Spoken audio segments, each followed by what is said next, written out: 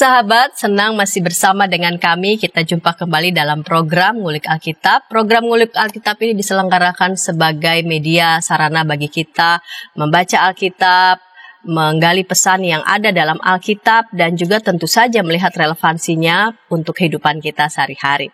Pada episode kali ini kita mengulik Injil Yohanes pasal 21 ayat 1-14, diberi judul Yesus yang bangkit, hadir dalam keseharian. Bersama saya sebagai pemandu percakapan, Pendeta Santiani Manurung. Saya mengajak sahabat dapat berinteraksi di kolom komentar yang sudah tersedia.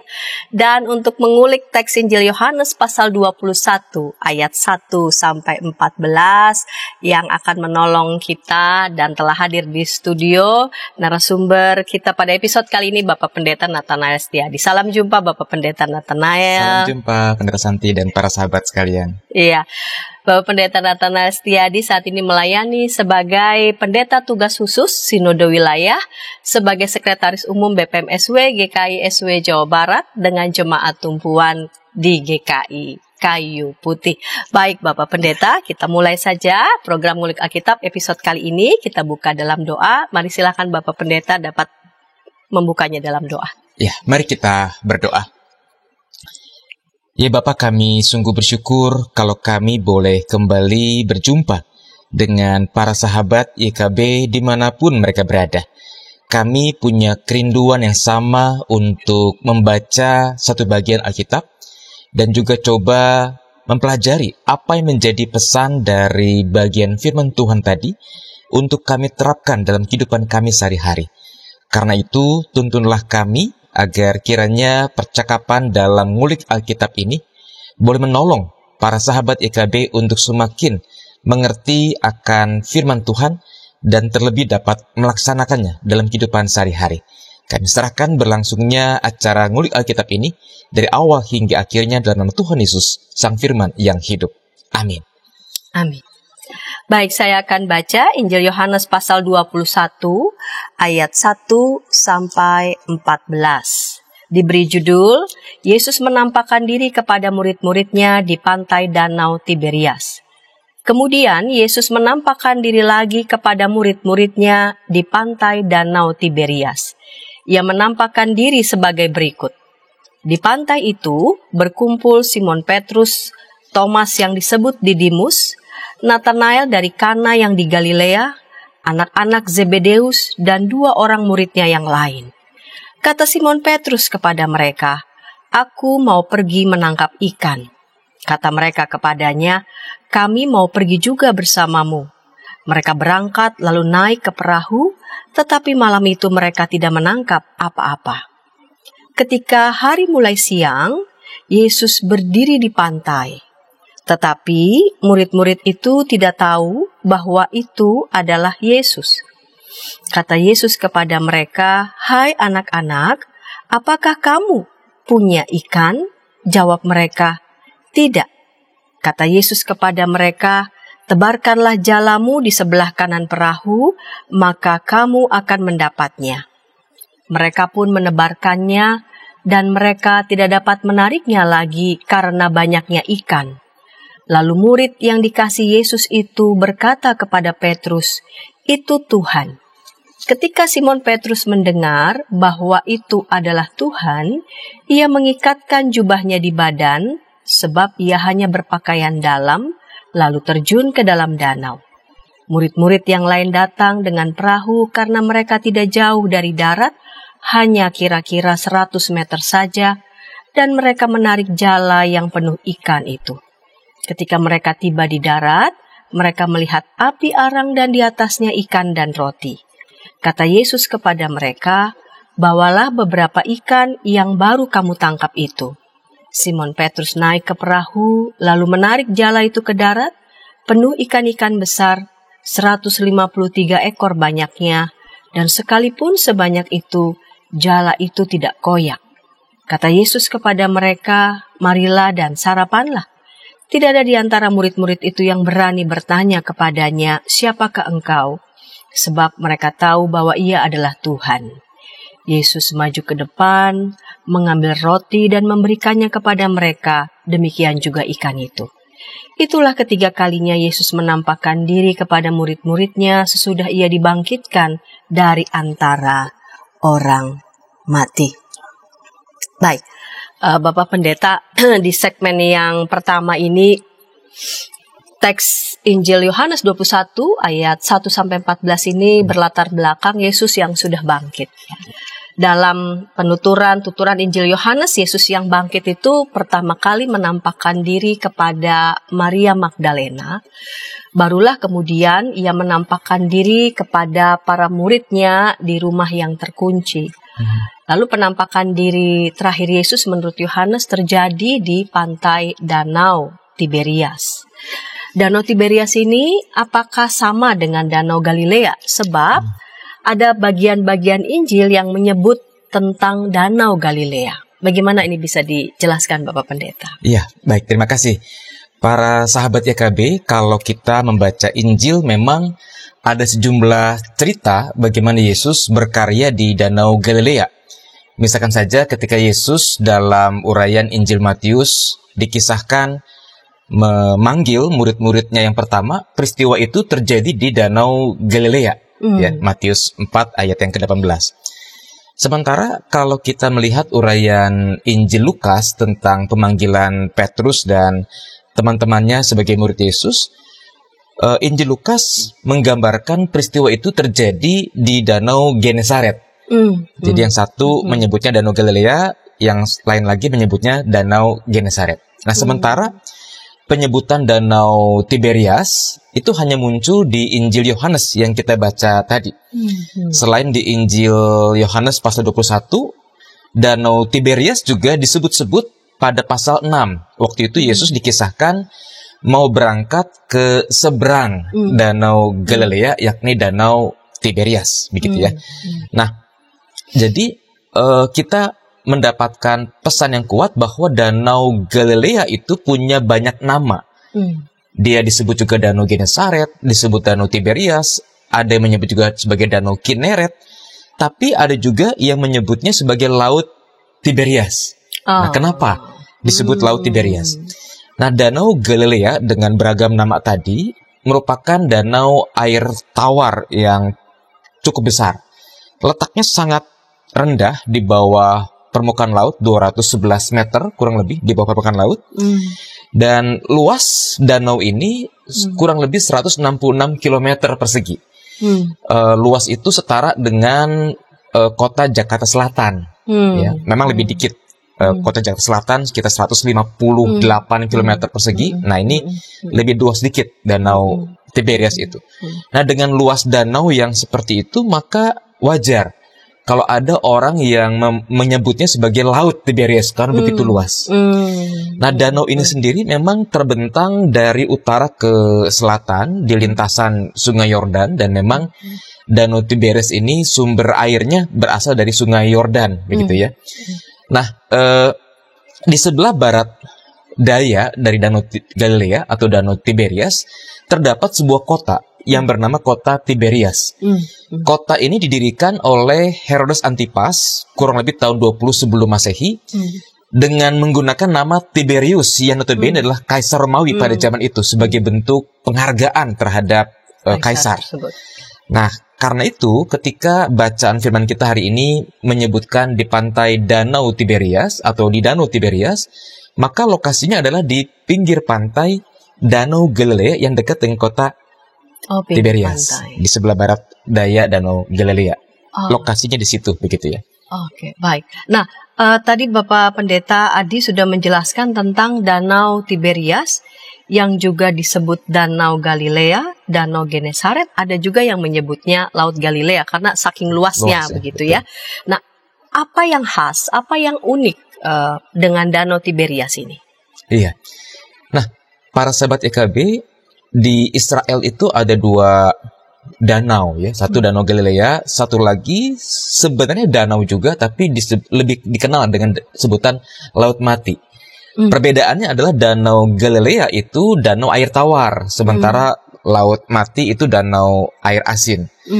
Nah, sebagai danau air tawar, Danau Galilea itu bisa dikatakan danau yang paling rendah ya, bumi begitu ya.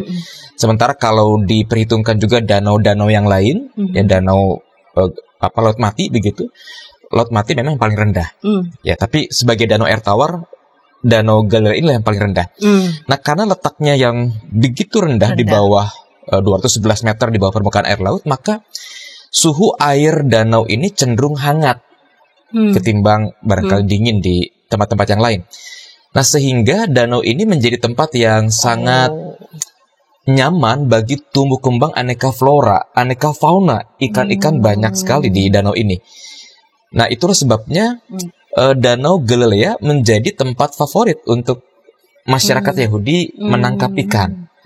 Seorang sejarawan Yahudi bernama Yosefus mencatat bahwa di sekitaran Danau Galilea ada industri perikanan yang berkembang dan tercatat ada 230 kapal yang aktif bekerja di sekitar Danau Galilea. Nah, kisah-kisah dalam Injil juga menceritakan bahwa sebagian besar para murid adalah nelayan yang biasa menangkap ikan di Danau Galilea tadi. Gitu. Jadi memang inilah tempat orang mencari ikan, menangkap ikan untuk dijual, untuk kebutuhan sehari-hari dan seterusnya. Jadi memang tempat ini, danau ini begitu sangat nyaman, dan bukan saja tempat yang nyaman bagi aneka flora dan fauna, tapi juga berefek pada tempat yang jadi favorit begitu ya bagi masyarakat Yahudi untuk menangkap ikan. Nah, teks Alkitab kita menjelaskan bahwa di Danau Tiberias itu ada Simon Petrus, Thomas yang disebut Didimus, Nathanael, anak-anak Zebedeus, dan 2 orang muridnya yang lain. Mereka pergi menangkap ikan. Bagaimana hal ini kita dapat pahami, Pak Pendeta? Iya, terima kasih. Jadi kalau kita perhatikan nama-nama yang tertulis dalam Injil Yohanes, misalkan saja yang paling terkenal ya Simon Petrus begitu ya. Kita tahu bahwa dalam cerita Injil yang lain, profesi Simon Petrus adalah nelayan sebelum dipanggil oleh Yesus. Lalu dikatakan anak-anak Zebedeus, Yakobus dan Yohanes juga adalah nelayan. Bahkan yang menarik, ayah atau katakanlah Zebedeus itu ternyata memiliki orang-orang upahan. Artinya ada nelayan-nelayan yang bekerja bagi Zebedeus, dan bukan tidak mungkin dia menjadi salah seorang saudagar nelayan pada zaman itu begitu ya. Lalu ada juga nama Thomas atau yang disebut dengan Didimus. Ini pun juga seorang nelayan, walaupun beda dengan Simon Petrus, Yakobus, Yohanes. Thomas itu tampaknya lebih sebagai nelayan pembantu begitu, bukan nelayan yang memiliki kapal. Nah, lalu selain nama-nama tadi, ada juga nama Andreas yang merupakan saudara dari Petrus yang berprofesi sebagai nelayan. Nah, mungkin saja Andreas ini termasuk salah satu dari 2 orang murid yang lain yang tidak disebutkan namanya dalam Injil Yohanes. Nah, tentu keberadaan para murid yang notabene profesi sebelumnya adalah nelayan ini menjadi menarik untuk dicermati. Mengapa? Setelah Yesus bangkit, para murid yang notabene adalah nelayan ini ternyata pergi kembali menangkap ikan. Apakah para murid ini kembali pada profesi mereka sebelumnya yang notabene nelayan begitu ya? Tapi tampaknya nggak begitu, karena yang diceritakan kan hanya sebagian murid saja dari 11 murid Yesus begitu ya. Nah, karena kalau para murid itu kembali pada profesi mereka sebelumnya, harusnya Injil Yohanes juga mencatat dong tentang Matius atau Lewi yang notabene adalah pemungut cukai, gitu ya. Atau mencatat juga dong Simon orang Zelot yang barangkali kembali pada komunitas para Zelot yang mengadakan perlawanan kepada bangsa Romawi. Tapi kan nggak begitu dikisahkan, hanya sebagian saja yang notabene adalah para nelayan. Jadi menurut saya keberadaan para murid yang notabene sebelumnya adalah nelayan itu, ya ini adalah hal yang sehari-hari, bahwa mereka butuh makanan di hari itu, maka mereka pergi untuk menangkap ikan. Dan peristiwa Yesus yang bangkit, yang menyapa para murid dalam pekerjaan sehari-harinya itu menjadi penting juga untuk kita maknai lebih lanjut ya dalam kehidupan kita.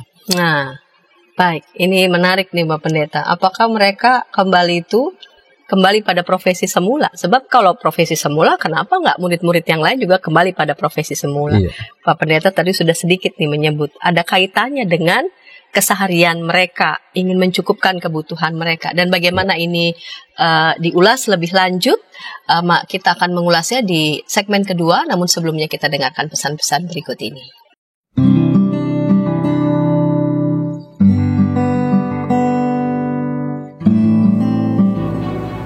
Hi folks, this is Daily Spirit for Youth, a daily devotional that helps you grow closer to God and apply His Word to your life. Daily Spirit for Youth dapat Anda saksikan hari Senin sampai Sabtu pukul 4.30 waktu Indonesia Barat di channel YKB TV. Kita jumpa dalam acara Pembangunan Jemaat. Pembangunan Jemaat setiap Senin di minggu kedua dan keempat pukul 20 waktu Indonesia Barat. Dapat Anda nikmati di channel YKB TV. Dari gungkungan malam gelap, Nyanyikanlah nyanyian baru setiap hari Rabu pukul 12 waktu Indonesia Barat. Dapat Anda nikmati di channel Lagu Rohani YKB TV.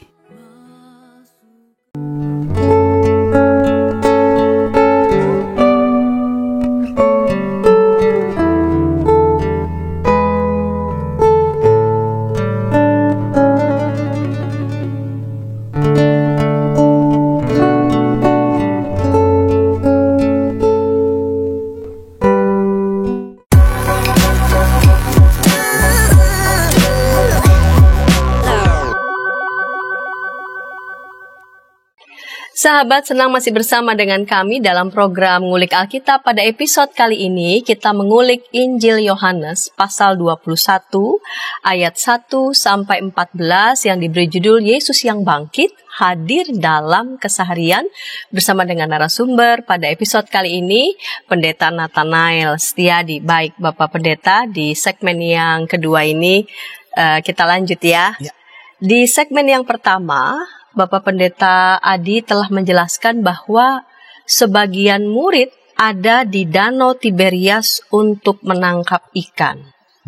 Dalam situasi itu tidak berarti para murid kembali pada profesi mereka yang semula. Nah, dalam kisah Alkitab ketika para murid sedang menjala ikan, Yesus dikisahkan hadir di pinggir pantai. Nah, bagaimana hal itu kita dapat maknai? Pak Pendeta Adi. Baik.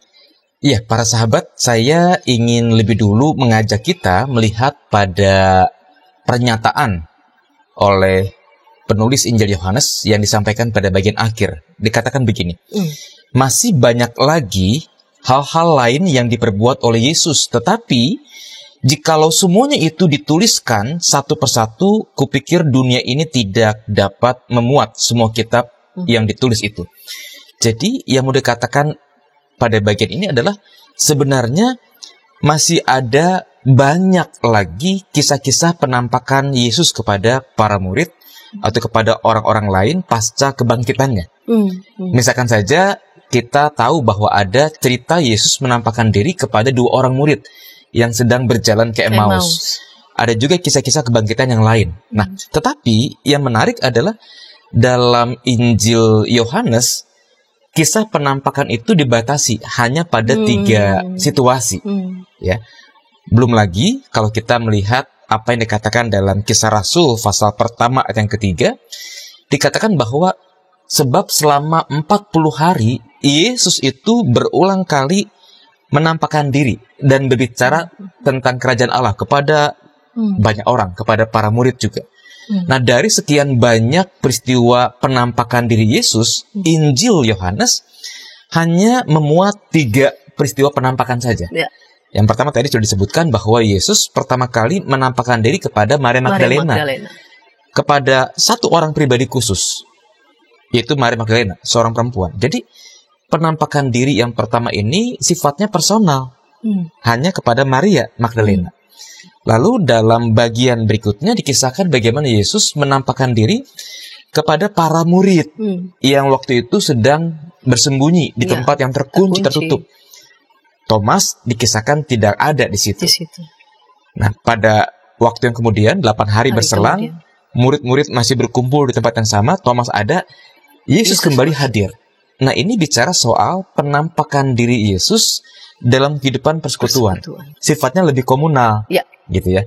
Nah, lalu penampakan diri yang ketiga yang menutup cerita dalam Injil Yohanes, dikisahkan Yesus menampakkan diri ketika sebagian para murid yang notabene sebelumnya adalah nelayan yang tentu terbiasa menangkap ikan, sedang bekerja menangkap ikan.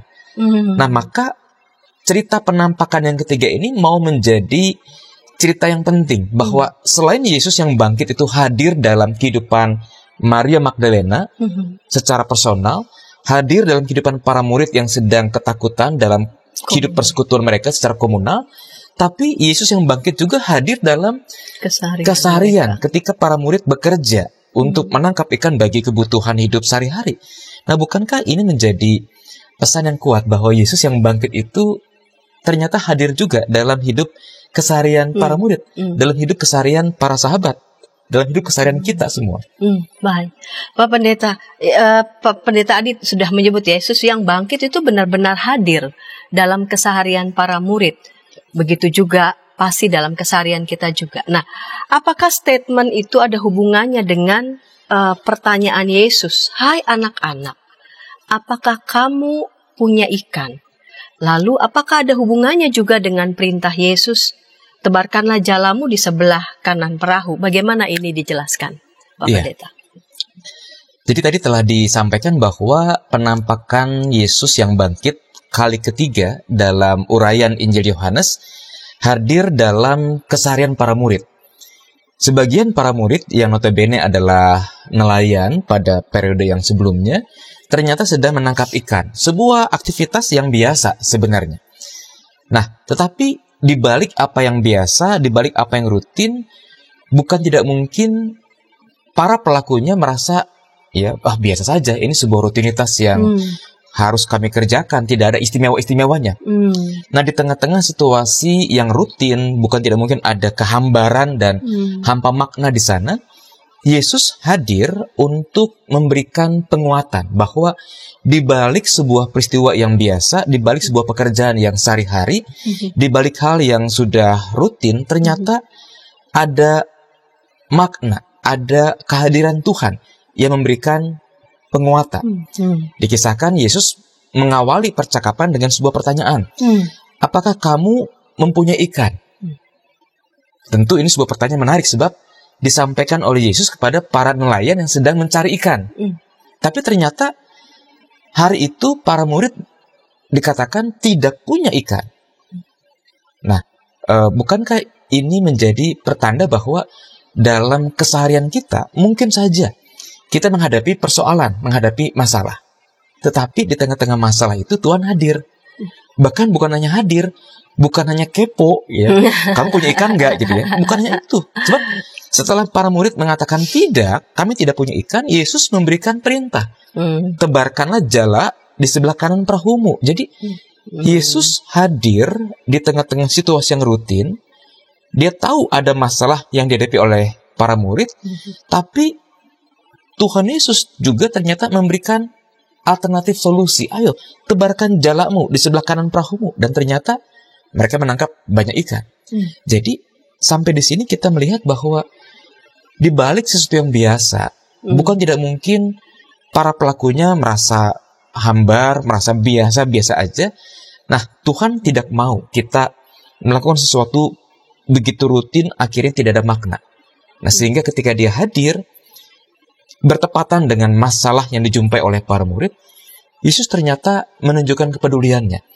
Yesus tidak hanya tahu para muridnya sedang bermasalah, tapi juga menawarkan jalan keluar dari masalah yang dihadapi. Sehingga para murid ketika menghadapi situasi itu merasa, kami gak sendirian, dan ternyata apa yang kami butuhkan terpenuhi. Dan itu semua bukan karena kehebatan para murid, tapi karena kepedulian Yesus yang bangkit bagi para murid dan juga bagi kita. Jadi Yesus hadir dalam keseharian, Yesus terlibat dalam kehidupan kita sehari-hari pun Ketika dalam keseharian yang terasa mungkin biasa-biasa aja, tapi bisa saja ada persoalan, Yesus terlibat dan memberikan alternatif solusi. Ya. Betul. Selanjutnya, Bapak Pendeta, cerita Injil lantas berlanjut. Para murid patuh pada perintah seseorang yang sedang berdiri di tepi pantai, yang belum dikenali sebetulnya ya, sebagai Yesus oleh para murid. Dan hasilnya luar biasa. Mereka mendapat begitu banyak ikan sampai jala tidak dapat ditarik kembali. Saat itulah Petrus menyadari bahwa sosok orang yang memberi perintah itu adalah Tuhan Yesus. Apa yang terjadi dalam diri Petrus pada saat itu yang semula tidak mengenali, lalu ini dia sosok yang saya kenali betul ya, ini dia Yesus. Iya. Jadi para sahabat YKB, kita barangkali boleh melihat ya cerita lain dalam Injil Lukas, bagaimana Yesus pertama kali memanggil Simon Petrus sebagai muridnya. Ya, dalam Injil Lukas pasal 5 itu dikisahkan Yesus meminjam perahu dari Simon Petrus dan juga teman-teman yang sedang menangkap ikan dalam rangka mengajar orang banyak, ya, karena begitu banyak orang yang mengikuti Yesus sehingga Yesus sepertinya terdesak di pinggir pantai, dan supaya Yesus bisa melihat begitu banyak orang, dia naik ke atas perahu. Nah, selesai mengajar, dikisahkan bagaimana Yesus meminta Petrus dan para murid untuk menangkap ikan di Danau Galilea tersebut. Tapi ternyata Simon Petrus dan para murid dan teman-temannya mengatakan bahwa kami ini sudah semalaman bekerja menangkap ikan, tapi kami nggak dapat apa-apa. Tapi karena Petrus ini menghargai Yesus yang adalah seorang guru begitu ya, yang usai mengajar, ya sudah, karena Yesus sang guru inilah yang memerintahkan mereka mau menebarkan jala juga begitu. Tapi ternyata hasilnya luar biasa. Semalaman mereka bekerja tidak mendapatkan apa-apa, tapi hari itu, pagi itu, mereka menangkap begitu banyak ikan. Sehingga respon Petrus berubah. Bukan lagi memanggil Yesus sebagai guru, tapi memanggil Yesus sebagai Tuhan dan Allahku. Jadi ada semacam transformasi pengenalan dalam diri Petrus terhadap Yesus yang meminta Petrus untuk menebarkan jala. Nah, kita kembali pada teks Alkitab Injil Yohanes. Ketika Simon dan teman-temannya mendengar permintaan, ayo coba tebarkan jalamu di sebelah kanan. Ternyata menangkap banyak ikan. Momen itu menjadi momen deja vu bagi Petrus. Momen aha. Ini kan aku pernah ngalami juga, kurang lebih 3 tahun yang lalu. Dan ya, kalau bukan Yesus, siapa lagi yang bisa melakukan hal yang demikian? Sehingga dalam diri Petrus muncul satu keyakinan, itu Tuhan. Karena ada momen aha tadi, ya, bagaimana pengalaman diberkati dengan ikan yang begitu berlimpah hanya mungkin terjadi oleh perintah Yesus, Tuhan yang mengasihi dan dikasihi oleh Petrus. Jadi ketika Petrus melihat orang yang sedang berdiri di pinggir pantai itu memberikan perintah agar menebar jala, mereka ikuti saja begitu ya, menebarkan jala, lalu kemudian mereka dapat menangkap ikan. Dan pengalaman dan apa yang mereka dapatkan pada saat itu, ikan yang begitu banyak itu langsung mengingatkan Petrus pada peristiwa sebelumnya yang pernah ia alami ketika bersama-sama dengan Yesus. Betul. Pengalaman itu yang menyingkapkan bahwa yang hadir pada saat itu bukan sosok manusia biasa, betul, melainkan ia yang dikenal, dikasihi, hadir bersama-sama dengan mereka, terlibat dalam keseharian mereka pun di masa awal mereka mengenal Yesus, dan di masa saat itu juga mereka berjumpa dengan Yesus yang terlibat dalam keseharian. Ya, baik, Bapak Pendeta, kita akan lanjut nih di segmen ketiga. Ada beberapa teks selanjutnya yang akan kita ulas, namun sebelumnya kita dengarkan pesan-pesan berikut ini.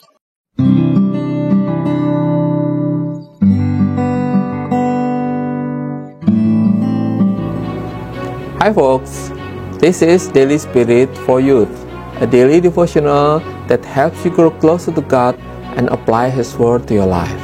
Daily Spirit for Youth dapat Anda saksikan hari Senin sampai Sabtu pukul 4.30 waktu Indonesia Barat di channel YKB TV.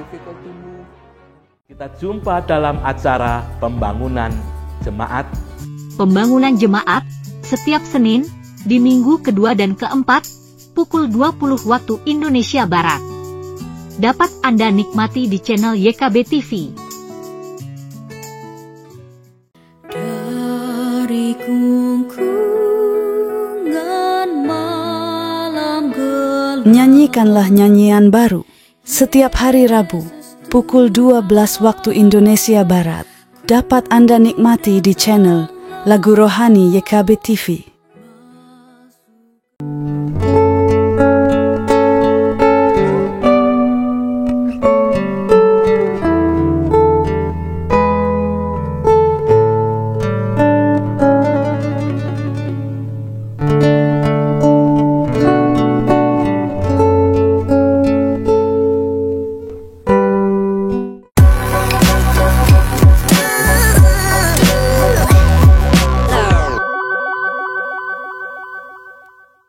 Sahabat senang masih bersama dengan kami dalam program Ngulik Alkitab. Pada episode kali ini kita mengulik Injil Yohanes pasal 21 ayat 1 sampai 14 yang diberi judul Yesus yang bangkit hadir dalam keseharian. Saya sebagai pemandu percakapan, Pendeta Santiani Manuru mengajak sahabat dapat berinteraksi di kolom komentar yang telah tersedia. Narasumber pada episode kali ini Bapak Pendeta Nathanael Setiadi dengan senang dapat merespon tanggapan atau pertanyaan dari para sahabat. Baik, Pak Pendeta Adi, kita tiba di segmen ketiga ini, segmen penutup. Di penghujung segmen 2, Bapak Pendeta Adi menjelaskan bahwa penampakan diri Yesus kepada para murid yang sedang menangkap ikan itu adalah pertanda bahwa Yesus yang bangkit hadir juga dalam keseharian, terlibat dalam keseharian bersama para murid.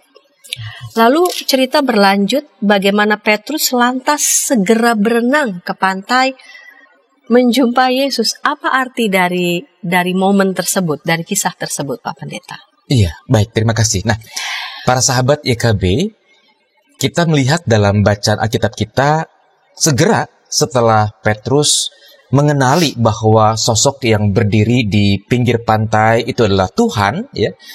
Ia dikatakan mengikatkan jubahnya di badan, lalu ia terjun ke dalam danau untuk mendekat ke pinggir pantai. Kita melihat ciri khas seorang Petrus yang menurut saya adalah seorang yang sangat spontan. Ada sebuah situasi dia mudah sekali bereaksi, gitu ya. Kita barangkali masih ingat ketika Yesus berulang kali, 4 kali menyampaikan pemberitahuan bahwa anak manusia yang menunjuk kepada diri Yesus akan menempuh jalan sengsara, akan menderita. Petrus sebagai seorang murid yang sangat dekat dengan Yesus, lantas menegur Yesus, nggak mungkin itu terjadi. Kalaupun itu terjadi, para murid yang lain gugur imannya, saya tidak akan gugur iman saya. Ternyata spontanitas Petrus kena batunya ketika Yesus ditangkap. Lalu ada momen juga yang menarik ketika Yesus ditangkap di Taman Getsemani. Ketika para penjaga bait Allah mendatangi lokasi Yesus berdoa, Petrus juga bersikap spontan. Dia mengangkat pedang kecil, pisau di balik jubahnya, lalu melakukan perlawanan sehingga telinga seorang hamba, Malkus, dikatakan terpotong begitu ya. Itulah spontanitas Yesus. Dan kita melihat juga dalam bacaan kita bagaimana ketika Petrus sadar bahwa itulah Tuhan yang memberikan perintah untuk mereka menangkap ikan di sebelah kanan, segera ia terjun ke dalam danau. Nah, spontanitas ini menurut saya lahir dari satu kegembiraan bahwa Petrus dan para murid lainnya dimungkinkan untuk kembali berjumpa dengan Yesus yang bangkit. Kali itu tempatnya adalah di Danau Tiberias. Ketika para murid sedang bekerja menangkap ikan untuk kebutuhan mereka sehari-hari, ada ungkapan kegembiraan bahwa Yesus yang bangkit itu kembali menjumpai mereka, dan Yesus dan Petrus ingin segera mendekat pada Yesus. Nah, saat para murid merapat ke pantai, Yesus dikisahkan sedang membakar ikan, menyiapkan makanan. Lalu mengapa Yesus meminta agar kepadanya dibawakan beberapa ikan yang baru ditangkap itu? Iya, ini menarik. Jadi kita bisa mendapatkan dua pengertian pada narasi ini. Yang pertama adalah sementara para murid menangkap ikan, Yesus ternyata juga mengerjakan sesuatu, yaitu membakar ikan dan juga roti tampaknya. Dan bukan tidak mungkin Yesus ini sedang menyiapkan makanan bagi para muridnya. Apalagi pada bagian akhir ketika para murid sudah mendekat ke pantai, Yesus berkata, makanlah dan sarapanlah. Jadi Yesus seperti sedang menyiapkan makanan dan menjamu para murid untuk makan setelah mereka lelah bekerja di danau. Nah, bukankah ini menjadi pesan yang menarik bagi kita bahwa ternyata Yesus yang bangkit ternyata peduli kepada para murid, sebab Yesuslah yang ditampilkan menyiapkan menu sarapan buat para murid itu, begitu ya. Jadi bagaimana Yesus tetap menaruh kepedulian dalam keseharian para murid, dalam keseharian kita juga. Itu yang pertama. Nah, yang kedua, Yesus kan dikatakan tadi meminta beberapa ikan kepada para murid. Sementara Yesus sudah juga punya ikan dan roti di pinggir pantai itu, gitu ya. Maka permintaan Yesus ini bisa juga dimaknai sebagai sebuah ajakan kepada para murid dan juga kepada kita, mau nggak kita juga memberikan apa yang ada pada kita untuk pekerjaan Tuhan. Tuhan memang maha kaya, Tuhan punya segala sesuatu. Tapi Dia pun meminta apa yang ada pada kita. Nah, ini menjadi pengajaran yang juga tidak kalah penting untuk kita kaji. Kadangkala atau bukan seringkali kita itu kan suka meminta kepada Tuhan, Tuhan, saya minta kesehatan, saya perlu penjagaan, akan ada perjalanan keluar kota, keluar negeri, atau macam-macam. Kita minta ini, minta itu kepada Tuhan. Ya itu sih sebuah hal yang wajar, kita menyampaikan aneka macam kebutuhan. Kita minta kepada Tuhan ini itu. Tapi pertanyaannya adalah ketika giliran Tuhan yang meminta sesuatu kepada kita, apakah kita juga mau memberikan kepada Tuhan apa yang Dia minta? Supaya adil ya, karena kan kita minta ini, minta itu kepada Tuhan ya. Sekarang Tuhan giliran minta sesuatu kepada para muridnya. Tuhan minta sesuatu kepada kita, mau nggak kita memberikan itu kepada Tuhan? Dan yang juga tidak kalah penting adalah apa yang Yesus minta kepada para murid, beberapa ekor ikan, itu kan sesuatu yang ada pada diri para murid, karena mereka baru menangkap ikan dalam jumlah yang besar. Jadi Yesus meminta sesuatu tidak mengada-ngada, tidak sesuatu yang sulit untuk dipenuhi, sesuatu yang ada pada para murid. Mau nggak para murid itu memberikan apa yang ada pada mereka untuk pekerjaan Tuhan? Dan bukankah itu juga berlaku bagi kita? Kita mau meminta banyak hal kepada Tuhan, giliran Tuhan meminta kepada kita, mau nggak kita memberikannya? Dan Tuhan minta apa yang ada pada kita sih, bukan apa yang tidak ada pada kita, gitu ya. Menarik nih Pak Pendeta ya. Ada giliran juga dong Tuhan meminta sesuatu pada kita. Mungkin ada yang nggak kepikir ya, kok Tuhan minta sesuatu. Jadi mengandaikan bahwa Ia Maha Kuasa, lalu seolah-olah ya sudah kita saja yang perlu meminta. Tapi kita tidak pernah bertanya padanya begitu. Ada juga sesuatu yang Dia rindukan juga. Betul. Bagi kita dapat lakukan, dan Ia minta bukan sesuatu yang tidak ada pada kita. Betul. Melainkan apa yang sudah ada pada kita. Ya, menarik ini. Nah, pada saat para murid yang sedang merapat ke pantai itu, ya tidak ada yang bertanya, siapakah engkau? Mereka tahu bahwa Ia adalah Tuhan. Ya. Ini adalah kali kedua penulis Injil Yohanes mengungkapkan itu Tuhan. Ya, di ayat 7 itu Tuhan. Atau Ia adalah Tuhan di ayat 12. Apa artinya? Iya. Jadi para sahabat YKB, kata Tuhan dalam bacaan kita itu kan diambil dari kata Yunani. Yang berbunyi kurie. Nah, kurie ini sendiri bisa diterjemahkan menjadi dua kata dalam bahasa Indonesia. Yang pertama adalah tuan, dengan T huruf kecil atau Tuhan dengan T huruf besar. Nah, baik kata Tuhan maupun Tuhan, bukankah mau menunjuk kepada pribadi yang berkuasa? Kalau kata Kurie itu dikenakan kepada manusia, berarti manusia itulah pribadi yang berkuasa, sehingga disebut sebagai Tuhan. Sementara kalau percakapan itu terkait dengan Allah, maka kata Kurie itu mau mengatakan bahwa Allah lah pribadi yang berkuasa dalam kehidupan kita. Nah, dalam bacaan tadi dikisahkan bagaimana Petrus mengenali bahwa sosok seseorang yang di pinggir pantai itu adalah Tuhan. Ya. Maka Petrus meyakini bahwa Yesus Kristus adalah pribadi yang berkuasa itu. Nah, di bagian akhir ketika dikatakan tidak ada di antara para murid yang bertanya, siapakah engkau? Karena mereka tahu ia adalah Tuhan. Ini mau mengatakan bahwa para murid sejak awal mula sudah punya semacam credo, sudah punya semacam pernyataan iman. Bahwa Yesus yang mengajar, yang hidup, berkarya sebagai guru, bukan guru biasa. Tetapi Yesus yang berkarya itu juga adalah Tuhan, pribadi yang berkuasa. Apalagi kalau kita melihat teologi Injil Yohanes. Injil Yohanes itu kan mengisahkan Yesus sebagai Allah. Pada mulanya adalah Firman. Firman itu bersama-sama dengan Allah. Dan Firman itu adalah Allah. Lalu ayat 14 dikatakan Firman itu telah menjadi manusia dan diam di antara kita. Artinya teologi Injil Yohanes ketika mengutarakan Yesus, ketika menjelaskan Yesus, mau menarik Yesus pada sosok ilahinya. Demikian pula ketika Injil Yohanes mau ditutup dalam bacaan kita, kembali status keilahian Yesus diangkat, diungkap lewat pernyataan itu Tuhan. Ia adalah Tuhan. Yesus adalah pribadi yang berkuasa. Ada sisi keilahian yang hendak diangkat oleh para murid menjadi sebuah pengakuan awal orang-orang percaya di zaman itu. Jadi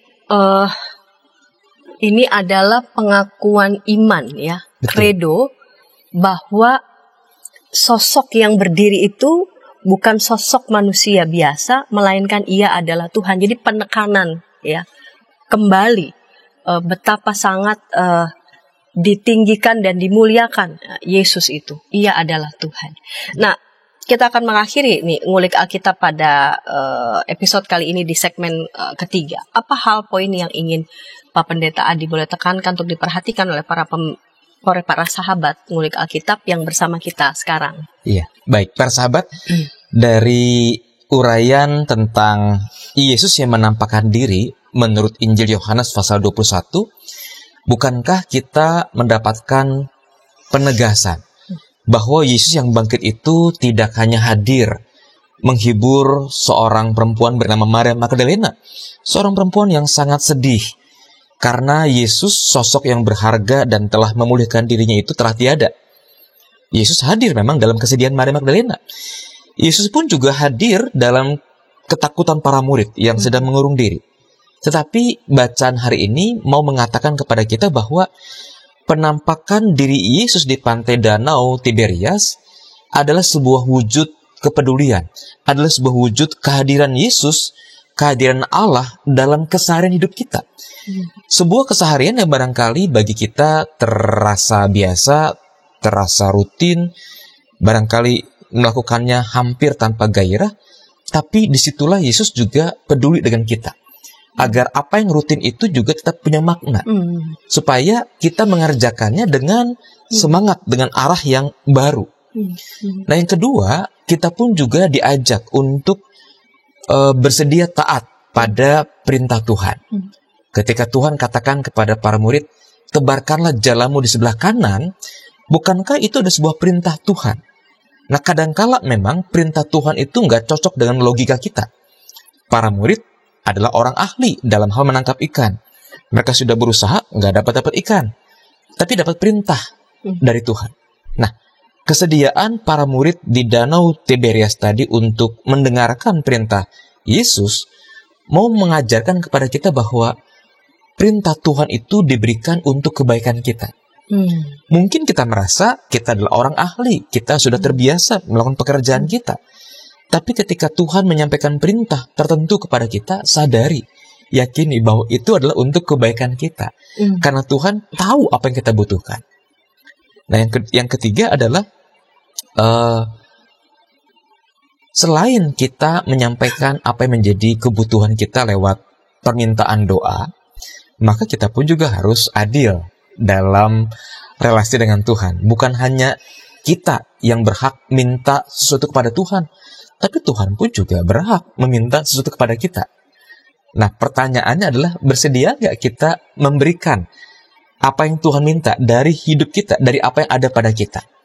Dan sebagaimana Tuhan meminta beberapa ikan kepada para murid, ikan-ikan yang diminta itu dipakai oleh Yesus untuk pekerjaan Tuhan, yaitu memberi makan para murid yang sedang lelah usai bekerja di hari itu. Jadi, kalau Tuhan meminta sesuatu kepada kita, itu bukan karena Tuhan iseng, bukan karena Tuhan maruk begitu, tapi karena memang Tuhan mau memakai apa yang ada pada kita untuk pekerjaannya. Dan yang terakhir, ketika ada semacam kredo, itu Tuhan, Ia adalah Tuhan, bukankah pengertian bahwa Tuhan itu berarti pribadi yang berkuasa, mau mengatakan kepada kita bahwa kalau pribadi yang berkuasa, Tuhan itu hadir dalam keseharian kita. Maka kalaupun ada masalah yang kita jumpai, jangan berkecil hati. Tuhan yang berkuasa itu hadir kok, tahu kok situasi kita. Mau nggak kita berjalan bersama dengan Tuhan? Mau nggak kita mempercayakan diri pada tuntunan Tuhan, sehingga masalah-masalah yang ada dalam keseharian itu bisa tuntas, bisa ada jalan keluarnya, karena kita berjalan bersama dengan Tuhan, pribadi yang berkuasa itu. Iya. Baik, Pak Pendeta telah memberikan catatan yang penting sekali ya. Ketika kita mengakui Ia adalah Tuhan, Yesus adalah Tuhan, Ia bangkit, Ia adalah Allah yang hidup, berarti kita mengakui bahwa hanya Dialah yang berdaulat dan berkuasa dalam hidup kita, keseharian kita, dalam hidup pribadi, dalam hidup komunal kita, entah dengan keluarga, persekutuan, dan dalam keseharian kita, hal-hal yang rutin yang tampak buat kita tuh biasa-biasa saja. Ketika kita mengakui Dia adalah Tuhan, maka Dia sungguh-sungguh terlibat dalam keseharian. Nah, bersediakah kita menundukkan diri kepadanya? Membiarkan Dia yang memimpin dan mengarahkan jalan kita, dan juga kita dengan rela mau memberikan apa yang ada pada kita, dan itu kan sumbernya dari Tuhan juga. Betul. Dan Ia minta sesuatu pada kita untuk Dia pakai melakukan pekerjaan-pekerjaannya. Baik, Bapak Pendeta, kita akan menutup episode kali ini dalam doa, dan sahabat, ketika tayangan ini boleh menjadi berkat, sahabat boleh membagikannya kepada sebanyak mungkin orang dan dapat menekan tombol like dan subscribe sehingga mendapatkan tayangan dari YKB TV. Silakan Bapak Pendeta boleh menutup dalam doa. Mari kita berdoa. Ya Bapa, kami sungguh bersyukur untuk kepedulian Tuhan dalam kehidupan kami. Ketika Tuhan Yesus bangkit dari maut, Engkau tetap menyatakan kepedulian-Mu kepada para murid dalam keseharian mereka.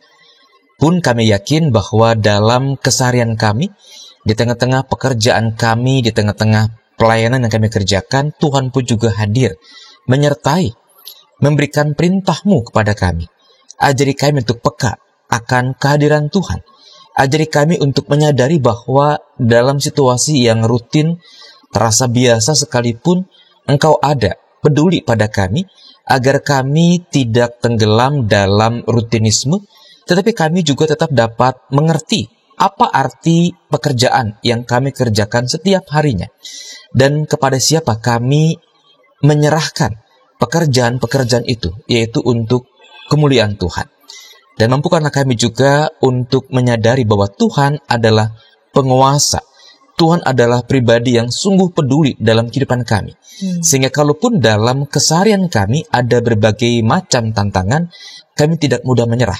Karena kami berjalan bersama dengan Tuhan, pribadi yang berkuasa, yang sungguh mengasihi dan peduli kepada kami. Berkatilah YKB dalam segala program dan karya yang dikerjakannya, agar semakin banyak orang yang merasakan cinta kasih dan pekerjaan-pekerjaan Tuhan. Kami serahkan para sahabat YKB agar mereka pun juga sungguh rindu dan rajin mempelajari firman Tuhan. Kami bersyukur dan berdoa dalam nama Tuhan Yesus, Juru Selamat dan firman yang hidup. Amin. Amin.